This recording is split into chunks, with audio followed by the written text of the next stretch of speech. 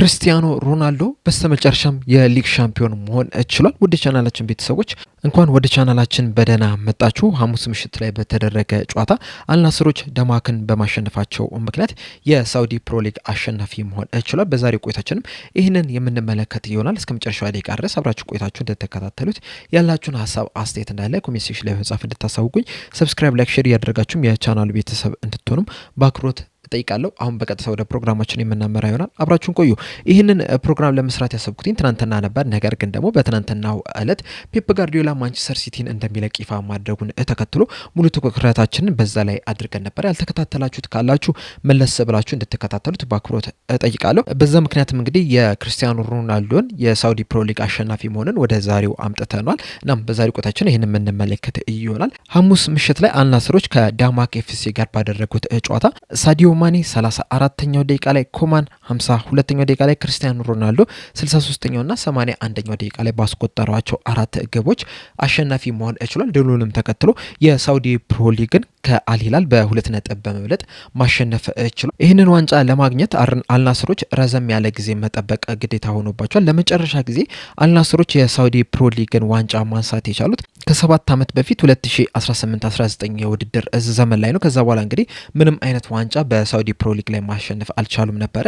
ክርስቲያኖ ሮናልዶም ወደ አልናስር ካቀና በኋላ 3 ዓመት ተኩል ጊዜ ፈጅቶበታል ይህንን ዋንጫ ለማሳካት። በእርግጥ 2023-24 የውድድር ዘመን ላይ ተቃርቦ ነበረ፣ ነገር ግን በስተመጨረሻ ማንሳት ሳይችል ቀርቷል። እንደዚሁም ለፍጻሜም በተለያዩ ውድድሮች ላይ መድረስ ችሎ ነበር። በተለይ ዋና ዋና በሚባሉ ውድድሮች ላይ ደርሶ ነበር፣ ነገር ግን እነዛ ዋንጫዎችንም ማሳካት አልቻለም ነበር። በቅርብ ጊዜም እንግዲህ በኤዥያ የሻምፒዮንስ ሊግ 2 ወይም ደግሞ ልክ እንደ ኤሮፓ ሊግ አይነት ውድድር ላይም ፍጻሜ ላይ መድረስ ችሎ ነበር፣ ነገር ግን 1-2 በሆነ ጠባብ ውጤት በመሸነፋቸው ምክንያት ያንንም ዋንጫ ሳያገኙ ተቀርቷልና በዛ ምክንያትም ምናልባትም ይህንን የሳውዲ ፕሮ ሊግ ዋንጫ ሊያሳኩ የሚችልበትም እድል አለ የሚሉ ነገሮችን ስንሰማ ነበረ። በተለይ ደግሞ ከሳምንት በፊት በ12 ማክሰኞ ላይ ማለት ነው የዛኛው ሳምንት ማክሰኞ ላይ ከአልሂላል ጋር ጨዋታ አድርገው ነበር። በዛ ጨዋታ ላይም እንግዲህ 1-2 እስከ 94ኛው 98ኛው ደቂቃ ድረስ መምራት ችሎ ነበረ ሲምካን ባስቆጠራት ግብ።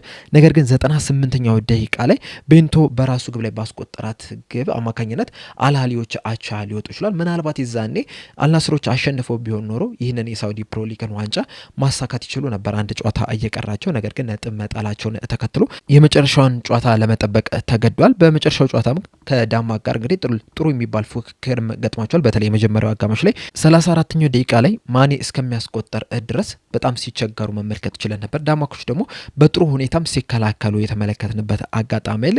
ነገር ግን ማኔ ጎሏን ካስቆጠረ በኋላ አልናስሮች ትንሽ መረጋጋት ታይቶባቸዋል። ከዛ በጥሩ ሁኔታም ሲንቀሳቀሱ ነበረ። በተለይ ደግሞ ሁለተኛው አጋማሽ ላይ ኮማን 52ኛው ደቂቃ ላይ ልክ ሲያስቆጠር ደግሞ በደንብ መረጋጋት ችሎ ነበረ። ነገር ግን ከ6 ደቂቃዎች በኋላ 58ኛው ደቂቃ ላይ ዳማኮች የፍጹም ቅጣት ምት ያገኛሉ። ያንንም ደግሞ ወደ ግብነት ይቀይሩታል። በዛ ሰዓት እንግዲህ የአልናስር ደጋፊዎች ሙሉ ለሙሉ ረብሻ ውስጥ ነው የገቡት። የመጨነቅ ስሜት ሲታይባቸው ነበር። ድጋፋቸውንም አቁመው በድንጋጤ ሲመለከቱም አይተናቸዋል። በተለይ ደግሞ ከአልሂላል ጋር ጨዋታውን እየመሩ እስከ 98ኛው ደቂቃ ድረስ ያሸንፋሉ ተብሎ ተጠብቆ አቻ መውጣታቸው ትልቅ ተጽዕኖ የፈጠረባቸው ይመስለኛል። በተጨማሪም ደግሞ በኤዥያን ሻምፒዮንሺፕ 2 ላይም መሸነፋቸውም የበለጠ ጫና ውስጥ እንዲገቡ አድርጓቸዋልና ለተወሰኑ ደቂቃዎች ያህል ዳማኮች መነሳሳት ታይቶባቸው ነበረ። የአልናስር ተጫዋቾች እንደዚሁም ደግሞ ደጋፊዎች ግን በጣም ትልቅ ጭንቀት ውስጥ የገቡበት ሁኔታ አለ። ነገር ግን ክርስቲያኖ ሮናልዶ 63ኛው ደቂቃ ላይ የአልናስርን 3ኛ ግብ ማስቆጠር ቻለ። ደጋፊዎቹም ድጋፋቸውን በድጋሚ መስጠት ጀመሩ። ትልቅ መነሳሳትን በአልናስር በኩል በደጋፊዎችም ዘንድም መመልከት ይቻላል።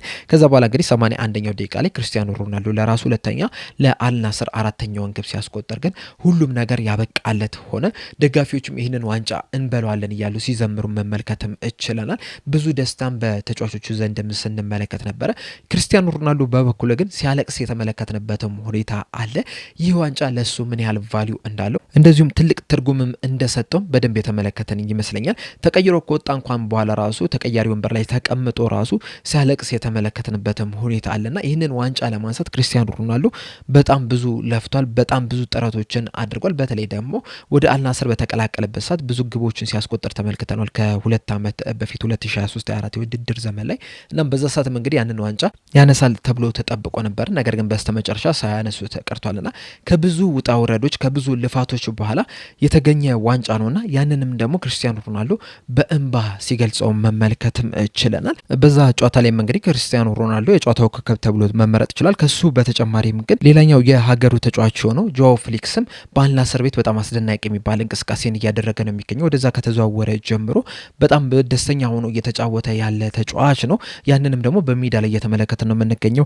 እንደዚሁም ደግሞ ሳዲዮ ማኔ ኪንግስሌ ኮማን ራሱ በጣም ምርጥ ብቃታቸውንም እያስመለከቱ ነው የምንገኘውና ያንን ጨዋታ ለማሸነፋቸው እንግዲህ እነዚህ ተጫዋቾች አስተዋጽኦ ከፍተኛ የሚባል ነው የነበረው። ክርስቲያኖ ሮናልዶ በመጀመሪያ ደረጃ ወደ ሳውዲ ሊግ በሚያቀናበት ሰዓት አልናስርን ለመቀላቀል አስቦ አልነበር የሚሄደው። በተለይ ከማንቸስተር ዩናይትድ ጋር ያኑ ለአታካራ ውስጥ ከገባ በኋላ ጸብ ውስጥ ከገባ በኋላ እንደሚለቅ ከተረጋገጠ በኋላ ወደ አልሃሊ ይሄዳል ተብሎ ተጠብቆ ነበር። ነገር ግን አልሃሊዎች 2022 ላይ ተጫዋች የማስፈረም የማዘዋወር እግድ ላይ ናቸው የነበሩትና ምንም ተጫዋች ማስፈረም ባለመቻላቸው ምክንያት ክርስቲያኖ ሮናልዶ ወደ ሌላኛው የከተማው ተቀናቃኝ ወደ አልናስር ሊዘዋወር ይችላል። በአልናስርም እንግዲህ ብዙ ለውጦችን እያመጣ ነው የሚገኙ። የተለያዩ ነገሮችንም እየተደረጉለት ነው የሚገኙ። የሚፈልጋቸው ተጫዋቾችም እየመጡለት ይገኛል። በስተመጨረሻም እንግዲህ ይህንን ዋንጫ ለአልናስር ሊያመጣ ይችላል። ክርስቲያኖ ሮናልዶ አስተዋጽኦ እንግዲህ በጣም ከፍተኛ የሚባል ነው የነበረው። በተለይ ደግሞ የአልናስር ከክርስቲያኖ ሮናልዶ በፊት የነበራቸውን ተከታዮች ስንመለከት 860 ሺህ ብቻ ነው የነበረው። ነገር ግን ክርስቲያኖ ሮናልዶ አልናስርን ከተቀላቀለ በኋላ የኢንስታግራም ተከታዮቻቸው 10 ሚሊዮን መድረስ ይችላል። አሁንም እንግዲህ ይሄ ቁጥር ከጊዜ ወደ ጊዜ እየጨመረ እየመጣ ነው የሚገኙና ክርስቲያኖ ሮናልዶ ወደ ሳውዲ ሊግ ማቅናቱ ለሳውዲ ሊግም በጣም ከፍተኛ ድምቀትን ሰጥቶታል። እሱን ተከትሎ እንግዲህ የተለያዩ ተጫዋቾችም ወደ ሳውዲ ሊግ ሄደው ሲጫወቱ እየተመለከተ ነው። መጀመሪያ አካባቢ እንግዲህ ትልልቅ የሚባሉ ተጫዋቾች በአውሮፓ ጨርሷል የሚባሉ ተጫዋቾች ናቸው ወደ ሳውዲ ሊግ ሲሄዱ እየተመለከት ናቸው። ነገር ግን አሁን ላይ ወጣት የሚባሉትም ተጫዋቾች ወደ ሳውዲ ሊግ እየሄዱ ነው የሚገኙት። በዛም እንግዲህ ምርጥ የሚባል ብቃታቸውን እያስመለከቱ ነው የሚገኙት። ከዚህ በኋላም እንግዲህ ሌላ ምዕራፍ ይቀጥላል ተብሏል። በተለይ ደግሞ ወጣት የሆኑ ፒክ እድሜያቸው ላይ የደረሱ ተጫዋቾችን ለማስፈረም እንቅስቃሴ ያደርጋሉ ተብሎ ይጠበቃል። ይሁላ የሆነው ግን በክርስቲያኖ ሮናልዶ ምክንያት ነው። እሱ ወደ ሳውዲ ሊግ ባይሄድ ኖሮ በእርግጠኛነት እነዚህ ሁላ ተጫዋቾች ወደዛ ይሄዳሉ ተብሎ አይጠበቅም። ነገር ግን እሱ በመሄዱ ምክንያት እሱን ተከትሎ እንግዲህ የተለያዩ ተጫዋቾች ወደዛ እያቀኑ ነው የሚገኙትና የእሱ አስተዋጽኦ በጣም ከፍተኛ የሚባል ነው የነበረው። እንደዚሁም ደግሞ ብዙ ተመልካችንም የሳውዲ ፕሮ ሊግ ማግኘት ችሏል። ክርስቲያኖ ሮናልዶ ከሄደ በኋላ በተለያዩ ሀገራት የሳውዲ ፕሮ ሊግ የመታየት አቅሙ መጨመር ይችላል። ከሱ ከለቀቀ በኋላ ምን ይፈጠራል የሚለውን ነገር እርግጠኛ አይደለም። ነገር ግን እሱ በዛ መሆኑ ለሳውዲ ፕሮ ሊግ በጣም ከፍተኛ ጥቅም መስጠት ይችላል። አልናስሮችም ከ7 ዓመት በኋላ የሳውዲ ፕሮ ሊግ ዋንጫ እንዲያሸንፉ መርዳትም ይችላል። በተለይ ደግሞ ጆርጌ ጄሱስን ወደ አልናስር እንዲመጡም ማግባባት የቻለውም ራሱ ክርስቲያኖ ሮናልዶ ነው። በተለይ ደግሞ በዛው ሊግ ዋንጫ ሲያነሱ መመልከት ይችላል። እንደዚሁም ደግሞ በፖርቹጋል ሊግም ዋንጫ ሲያነሱ የተመለከትናቸው አሰልጣኝ ናቸውና ወደ አልናስር መጥተው ዋንጫ እንዲያነሱ እሱ ራሱ ነበር የጠየቃቸው። እሳቸውም እንግዲህ ለሱ ቃል ገብተውለት መጥቼ ዋንጫ እንድታነሳ አድርጋለሁ፣ ከዛ በኋላም ግን ክለቡን እለቀዋለሁ ብዬ ቃል ገብቼለት ነበረ የሚል አስተያየትም ሰጥቷል። ዋንጫውን ካነሱ በኋላና በቀጣይ ሲዝን እኒህ አሰልጣኝ የአልናስር አሰልጣኝ የማይሆኑናል። አልናስሮችም እንግዲህ ሌላ አሰልጣኝ የሚቀጥሩ ይሆናል። ማን ይመጣል የሚለው ነገር በቀጣይ የምንመለከተው ይሆናል። ክርስቲያኖ ሮናልዶ ግን ከ3 ዓመት ተኩል በኋላ በሳውዲ ፕሮ ሊግ የመጀመሪያ ዋንጫውን ማንሳት ይችላል። ጨዋታው ከተጠናቀቀም በኋላ ይህንን ዋንጫ ማንሳቱ ምን ያህል ደስታ እንደሰጠው በደንብ መመልከትም ይችላል። በእርግጥ ቅድም እንዳልኳችሁ ይህንን ዋንጫ ለማንሳት ከፍተኛ ጥረት አድርጓል። በዚህ ሲዝን እንኳን ራሱ በአጠቃላይ ውድድሮች 37 ጨዋታዎችን ለአልናስር አድርጓል። በእነዚህ 37 ጨዋታዎች ደግሞ 30 ግብና 4 አሲስት ማስመዝገብ ይችላል። በሳውዲ ፕሮ ሊግ ብቻ ከተመለከትን ደግሞ 28 ግቦችን ማስቆጠር ይችላል። በዚህ እንግዲህ ሶስተኛ ከፍተኛ ግብ አስቆጣሪ ሆኖ መጨረስ ይችላል።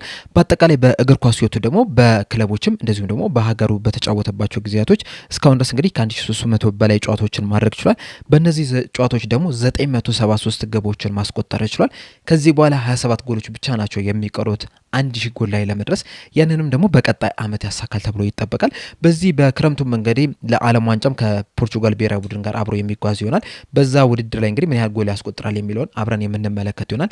ምንም ጎል ባያስቆጠር እንኳን ራሱ በቀጣይ ዓመት በአልናስር ቤት 26 ጎሎችን ያስቆጥራል ተብሎ ነው የሚጠበቀውና ምናልባትም ቀጣይ ዓመት 1000 ጎል ላይ ደርሶ ከዛ በኋላ ጫማውን ሊሰቅል የሚችልበት ከፍተኛ እድል አለ ተብሎ ይጠበቃል። ለማን ምን ያህል ጎል አስቆጠረ የሚለውን ስንመለከት በሪያል ማድሪድ ቤት 450 151 ግቦችን ማስቆጠር ችሏል። ለማንቸስተር ዩናይትድ 145፣ ለጁቬንቱስ 101፣ ለአልናስር 129፣ ለስፖርቲንግ ሊዝበን 5 ግቦችን እንደዚሁም ደግሞ ለፖርቹጋል ብሔራዊ ቡድን 143 ግቦችን ማስቆጠር የቻለ ተጫዋች ነው።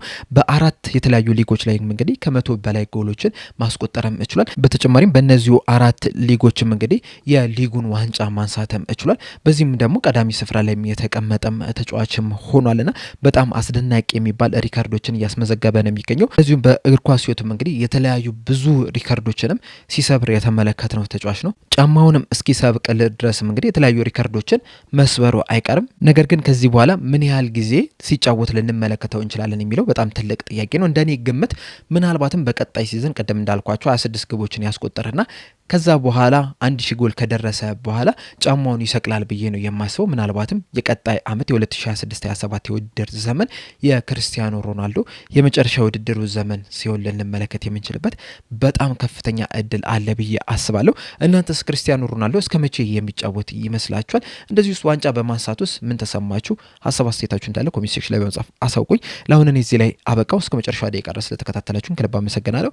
በቀጣይ በሌላ እስከምንገናኝ ድረስ ግን ሰብስክራይብ፣ ላይክ፣ ሼር ማድረግ እንዳትረሱ። ቸር ያቆየን።